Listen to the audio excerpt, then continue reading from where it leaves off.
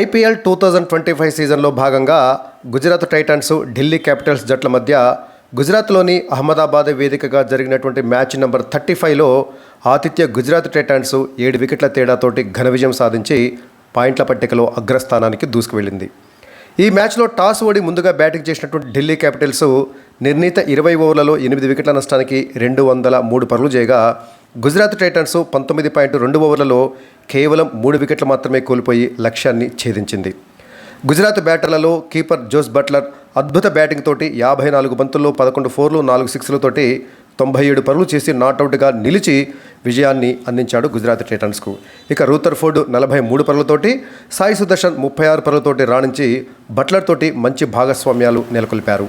Jos Buttler, Sai Sudarshan అలాగే Jos Buttler, రూథర్ఫోర్డ్ల భాగస్వామ్యము గుజరాత్ను గెలిపించింది. 204 పరుగుల విజయ లక్ష్యంతో బ్యాటింగ్ ప్రారంభించినటువంటి గుజరాత్ టైటన్స్ జట్టు రెండో ఓవర్లోనే కెప్టెన్ శుభ్మన్ గిల్ వికెట్ను కోల్పోయింది. 5 బంతుల్లో 7 పరుగులు చేసినటువంటి గిల్ ముఖేష్ కుమార్ వేసినటువంటి రెండో ఓవర్లో కరుణ్ నాయర్ చేసినటువంటి డైరెక్ట్ త్రోకు రన్అట్ అయ్యాడు. లేని పరుగు కోసం వెళ్ళినటువంటి గిల్ చేజేతుల వికెట్ను సమర్పించుకున్నాడు. అలా 14 పరుగులకే గుజరాత్ టైటన్స్ తన తొలి వికెట్ను కోల్పోయింది. ఇక మూడవ స్థానంలో బ్యాటింగ్కు వచ్చినటువంటి జోస్ బట్లర్తో కలిసి మరొక ఓపెనర్ సాయి సుదర్శన్ ఇన్నింగ్స్ను ముందుకు నడిపించాడు. ఇద్దరు కలిసి రిక్వైర్డ్ రన్ రేటు పెరగకుండా లక్ష్యం దిశగా సాగారు.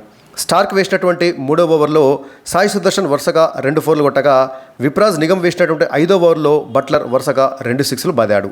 వీరిద్దరూ కలిసి ప్రతి ఓవర్లో కనీసము 2 బౌండరీలతోటి స్కోరు వేగాన్ని పెంచడంతో పవర్ ప్లే ముగిసేసరికల్లా, అంటే 6 ఓవర్ల పవర్ ప్లే ముగిసేసరికల్లా గుజరాత్ టైటన్స్ 1 వికెట్ నష్టానికి 67 పరుగులు చేసింది.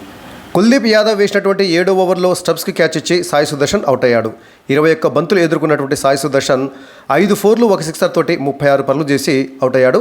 సాయి సుదర్శన్, జోస్ బట్లర్ వీరిద్దరూ కలిసి రెండో వికెట్కు 35 బంతుల్లోనే 60 పరుగులు జోడించారు. ఇక 4వ స్థానంలో బ్యాటింగ్కి వచ్చినటువంటి రూథర్ఫోర్డ్తో కలిసి బట్లర్ గుజరాత్ ఇన్నింగ్స్ను ముందుకు నడిపించారు. వీరిద్దరి జోడీ అద్భుతంగా బ్యాటింగ్ చేసి గుజరాత్ను విజయం దిశగా నడిపించారు.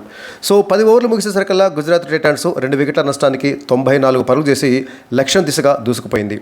మోహిత్ శర్మ వేసినటువంటి 13వ ఓవర్లో 4 కొట్టినటువంటి జోస్ బట్లర్ 32 బంతుల్లోనే తన హాఫ్ సెంచరీని పూర్తి చేసుకున్నాడు. హాఫ్ సెంచరీ తర్వాత బట్లర్ రెచ్చిపోయాడు. వరుసగా సిక్సర్లు, ఫోర్లతోటి విరుచుకుపడ్డాడు. మిచెల్ స్టార్క్ వేసినటువంటి 15వ ఓవర్లో జోస్ బట్లర్ వరుసగా 5 ఫోర్లు కొట్టాడు. మరోవైపు రూథర్ఫోర్డ్ కూడా గేర్ మార్చి వేగంగా ఆడటంతో గుజరాత్ టైటన్స్ విజయం దిశగా వడివడిగా అడుగులు వేసింది. అయితే ముఖేష్ కుమార్ వేసినటువంటి 19వ ఓవర్లో మిచెల్ స్టార్క్ క్యాచ్ ఇచ్చి రూథర్ఫోర్డ్ అవుట్ అయ్యాడు. 34 బంతులు ఎదుర్కొన్నటువంటి రూథర్ఫోర్డ్ 1 ఫోరు 3 సిక్స్లతోటి 43 పరుగులు చేసి అవుట్ అయ్యాడు. జోస్ బట్లర్ అండ్ రూథర్ఫోర్డ్ వీరిద్దరు కలిసి 3వ వికెట్కు 69 బంతుల్లో 119 పరుగులు జోడించారు. సో ఈ జోడీనే గుజరాత్ టైటన్స్కు ఒక రకంగా విజయాన్ని సాధించింది పెట్టిందని చెప్పాలి. ఇక గుజరాత్ టైటన్స్ విజయానికి చివరి ఓవర్లో 10 పరుగులు కావాలి. సో చివరిలో జోస్ బట్లర్ సెంచరీ చేస్తాడా లేదా అనేటటువంటి ఉత్కంఠ కాసేపు నెలకొన్నది. ఎందుకంటే చివరి ఓవర్లో విజయానికి 10 పరుగులు కావాలి. అయితే స్ట్రైక్లో కొత్తగా వచ్చినటువంటి బ్యాటర్ రాహుల్ తెవాటియా స్ట్రైకింగ్ ఉండటంతో అతను ఒక సింగిల్ తీసి మరి జోస్ బట్లర్కి కనుక బ్యాటింగ్ ఇచ్చినట్లయితే జోస్ బట్లరు సెంచరీని పూర్తి చేసుకోవచ్చు, ఎందుకంటే 3 పరుగులే కావాలి సెంచరీకి అని అనిపించింది.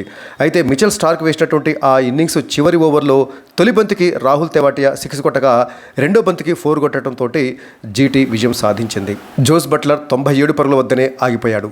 దీంతో గుజరాత్ టైటన్స్ 19.2 ఓవర్లలో 204 పరుగులు చేసి 7 వికెట్ల తేడాతోటి ఘన విజయం సాధించింది. 54 బంతుల్లో 11 ఫోర్లు 4 సిక్స్లతో 97 పరుగులు చేసినటువంటి జోస్ బట్లర్ చివరి వరకు నాట్అవుట్గా నిలిచాడు. ఒక రకంగా జోస్ బట్లర్ ఇన్నింగ్సే గుజరాత్ టైటన్స్కు విజయాన్ని సాధించి పెట్టింది. ఇక ఢిల్లీ క్యాపిటల్స్ బౌలర్ల విషయానికి వచ్చినట్లయితే ఎవరూ పెద్దగా రాణించలేదు. ముఖేష్ కుమార్, ఆ తర్వాత కుల్దీప్ యాదవ్ వీరిద్దరూ చెరో వికెట్ తీసినప్పటికీ వీళ్ళు కూడా భారీగానే పరుగులు సమర్పించుకున్నారు. మొత్తంగా ఢిల్లీ క్యాపిటల్స్ బౌలర్లందరూ సమిష్టిగా విఫలమైన చోట గుజరాత్ టైటన్స్ ఘన విజయాన్ని సాధించింది. అంతకుముందు టాస్ గెలిచినటువంటి గుజరాత్ టైటన్స్ కెప్టెన్ శుభ్మన్ గిల్ ముందుగా ఢిల్లీ క్యాపిటల్స్కు బ్యాటింగ్ అప్పగించాడు. టాస్ ఓడినటువంటి ఢిల్లీ మొదట బ్యాటింగ్ చేపట్టవలసి వచ్చింది. So Delhi opener Jake Fraser మేక్గర్కు వరుసగా విఫలమవుతుండటంతో అతని స్థానంలో కరుణ్ నాయర్ని ఓపెనర్గా దించింది ఢిల్లీ క్యాపిటల్స్. తొలి ఓవర్ వేసినటువంటి సిరాజ్ ఫస్ట్ వరుసగా 2 వైడ్లతోటి ఓవర్ను ప్రారంభించాడు. ఆ ఫస్ట్ ఓవర్లోనే అభిషేక్ పోరెల్ 2 ఫోర్లు 1 సిక్స్ కొట్టి ఇన్నింగ్స్ను ధాటిగా ప్రారంభించాడు. ఫస్ట్ ఓవర్లోనే ఢిల్లీకి 16 పరుగులు వచ్చాయి.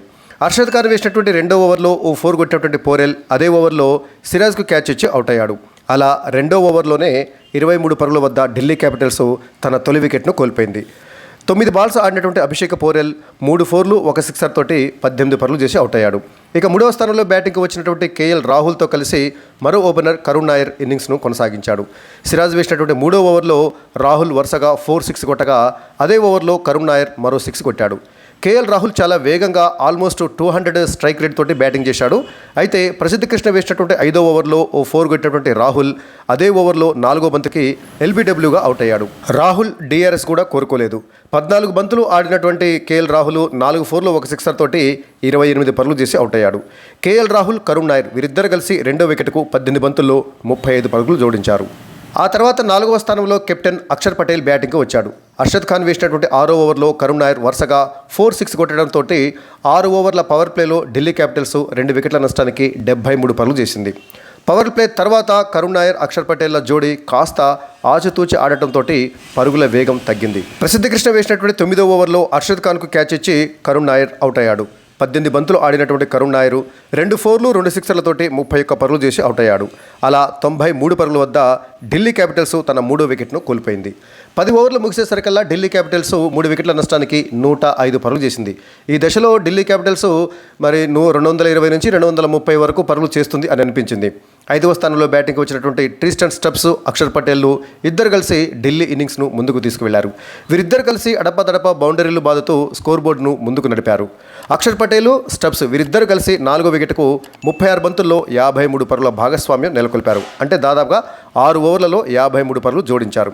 సిరాజ్ వేసినటువంటి 15వ ఓవర్లో ప్రసిద్ధ కృష్ణకు క్యాచ్ ఇచ్చి స్టబ్స్ అవుట్ అయ్యాడు. 21 బాల్స్ ఎదుర్కొన్నటువంటి స్టబ్స్ 2 4లు 1 సిక్సర్ తోటి 31 పరుగులు చేసి అవుట్ అయ్యాడు. అలా 146 పరుగుల వద్ద స్టబ్స్ రూపంలో ఢిల్లీ క్యాపిటల్స్ తన 4వ వికెట్ను కోల్పోయింది. 15 ఓవర్లు ముగిసేసరికల్లా ఢిల్లీ క్యాపిటల్స్ 4 వికెట్ల నష్టానికి 150 పరుగులు చేసింది. ఇక 6వ స్థానంలో అశుతోష్ శర్మ బ్యాటింగ్కి వచ్చాడు. అర్షద్ ఖాన్ వేసినటువంటి 16వ ఓవర్లో అశుతోష్ శర్మ వరుసగా 4 6 కొట్టాడు. 18వ ఓవర్ వేసినటువంటి ప్రసిద్ధ కృష్ణ వరుస బంతుల్లో అక్షర్ పటేల్ను, విప్రాజ్ నిగమ్ను అవుట్ చేశాడు. 32 బంతుల్లో 1 4 2 సిక్సర్లతోటి 38 పరుగులు చేసినటువంటి అక్షర్ పటేల్ కీపర్ బట్లర్కు క్యాచ్ ఇచ్చి అవుట్ అయ్యాడు. 7వ స్థానంలో బ్యాటింగ్కి వచ్చినటువంటి విప్రాజ్ నిగమ్ తను ఎదుర్కొన్నటువంటి తొలి బంతికే కీపర్ జోస్ బట్లర్ కుడివైపు డైవ్ చేస్తూ అద్భుతంగా క్యాచ్ పట్టడంతో డక్అవుట్ అయ్యాడు. అలా 173 పరుగుల వద్ద ఢిల్లీ క్యాపిటల్స్ వరుసగా 2 వికెట్లను కోల్పోయింది. ప్రసిద్ధ కృష్ణ వేసినటువంటి అదే 18వ ఓవర్లో అశుతోష్ శర్మ వరుసగా 2 సిక్స్లు బాదాడు. ఇషాంత్ శర్మ వేసినటువంటి 19వ ఓవర్లో ఫెరీరా సాయి కిషోర్కు క్యాచ్ ఇచ్చి అవుట్ అయ్యాడు. ఇక ఆశ్చర్యకరంగా అప్పటి వరకు బౌలింగ్ వేయనటువంటి స్పిన్నర్ సాయి కిషోర్ ఇన్నింగ్స్ చివరి ఓవర్ను వేశాడు. ఆ చివరి ఓవర్ను చక్కగా వేసినటువంటి సాయి కిషోర్ కేవలం 9 పరుగులు మాత్రమే ఇచ్చి అశుతోష్ శర్మను క్యాచ్ అవుట్ చేశాడు. సో 19 బంతులు ఎదుర్కొన్నటువంటి అశుతోష్ శర్మ 2 4లు 3 సిక్సర్లతోటి 37 పరుగులు చేసి ఇన్నింగ్స్ చివరి ఓవర్లో అవుట్ అయ్యాడు. ఇన్నింగ్స్ చివరి బాలుకు కుల్దీప్ యాదవ్ 4 కొట్టడంతో నిర్ణీత 20 ఓవర్లు ముగిసేసరికల్లా ఢిల్లీ క్యాపిటల్స్ 8 వికెట్ల నష్టానికి 203 పరుగులు చేసింది. ఇక గుజరాత్ బౌలర్ల విషయానికి వచ్చినట్లయితే ప్రసిద్ధ కృష్ణ 4 వికెట్లు తీస్తే సిరాజు, అర్షద్ ఖాన్, ఇషాంత్ శర్మ, సాయి కిషోర్ ఈ నలుగురు కూడా తలా 1 వికెట్ తీశారు. ఇషాంత్ శర్మ 1 వికెట్ తీసినప్పటికీ 3 ఓవర్లలో కేవలం 19 పరుగులు మాత్రమే, అంటే ఓవర్కి సగటున 6.3 చొప్పున పరుగులు ఇస్తే, ఇక సాయి కిషోర్ తను చేసినట్టు ఒకే ఒక ఓవర్లో 9 పరుగులు ఇచ్చాడు. రషీద్ ఖాన్ 4 ఓవర్లలో 38 పరుగులు, అంటే ఓవర్కి సగటున 9.5 చొప్పున పరుగులు ఇస్తే, మిగతా ముగ్గురు బౌలర్లు అంటే సిరాజ్ కానీ, అర్షద్ ఖాన్ కానీ, ప్రసిద్ధ కృష్ణ కానీ వాళ్ళందరూ కూడా ఓవర్కి సగటున 10కి పైగా పరుగులు ఇచ్చుకున్నారు. ఇక ఈ మ్యాచ్లో విజయంతో గుజరాత్ టైటాన్స్ జట్టు పాయింట్ల పట్టికలో అగ్రస్థానానికి దూసుకువెళ్ళింది. ఇప్పటివరకు 7 మ్యాచ్లు ఆడినటువంటి గుజరాత్ టైటాన్స్ జట్టు 5 విజయాలు 2 పరాజయాలతోటి మొత్తం 10 పాయింట్లు సాధించి పాయింట్ల పట్టికలో అగ్రస్థానంలో ఉంది. ఇక 2వ స్థానంలో ఉన్నటువంటి ఢిల్లీ కానీ, 3వ స్థానంలో ఉన్నటువంటి పంజాబ్ కానీ ఈ 2 జట్లు కూడా చెరి 5 విజయాలతోటి 10 పాయింట్లు సాధించి గుజరాత్ టైటాన్స్తో సమానంగా ఉన్నప్పటికీ మెరుగైనటువంటి నెట్ రన్ రేట్ కారణంగా గుజరాత్ టైటాన్స్ మొదటి స్థానంలో, ఢిల్లీ క్యాపిటల్స్ 2వ స్థానంలో, పంజాబ్ కింగ్స్ 3వ స్థానంలో నిలిచాయి. ఇక 4వ స్థానంలో ఉన్నటువంటి ఆర్సీబీ, 5వ స్థానంలో ఉన్నటువంటి ఎల్ఎస్జీ ఈ 2 జట్లు కూడా 4 విజయాలతో సమానంగా ఉన్నప్పటికీ మరి మెరుగైనటువంటి నెట్ రన్ రేట్ కారణంగా ఆర్సీబీ 4వ స్థానంలో, ఎల్ఎస్జీ 5వ స్థానంలో కొనసాగుతున్నాయి. సో తొలి 4 స్థానాలలో ఉన్నటువంటి జట్లు మాత్రమే ప్లేయర్స్కు చేరుతాయన్న సంగతి మనకి తెలిసిందే. సో మొత్తంగా టోర్నీ ఇప్పటివరకు మధ్యకు చేరింది, అంటే సగం టోర్నీ కంప్లీట్ అయింది. ఈ టోర్నీలో లీగ్ దశలో అన్ని జట్లు కూడా 14 మ్యాచ్లు ఆడతాయి.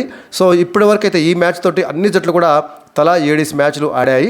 సో 7 మ్యాచ్లు ఆడిన తర్వాత తొలి 4 స్థానాలలో Gujarat Titans, Delhi Capitals, Punjab Kings, Royal Challengers Bengaluru జట్లు తొలి 4 స్థానాలలో నిలిచాయి. మరి సెకండ్ హాఫ్లో జట్ల యొక్క తలరాత ఎలా ఉంటుందో చూడాలి. మొత్తంగా చూసినట్లయితే తొలి 5 స్థానాలలో నిలిచినటువంటి Gujarat Titans, Delhi Capitals, Punjab Kings, Royal Challengers Bengaluru and Lucknow Super Giants ఈ 5 జట్లకు ప్లే ఆఫ్స్ చేరడానికి మంచి అవకాశాలు అయితే ఉన్నాయి.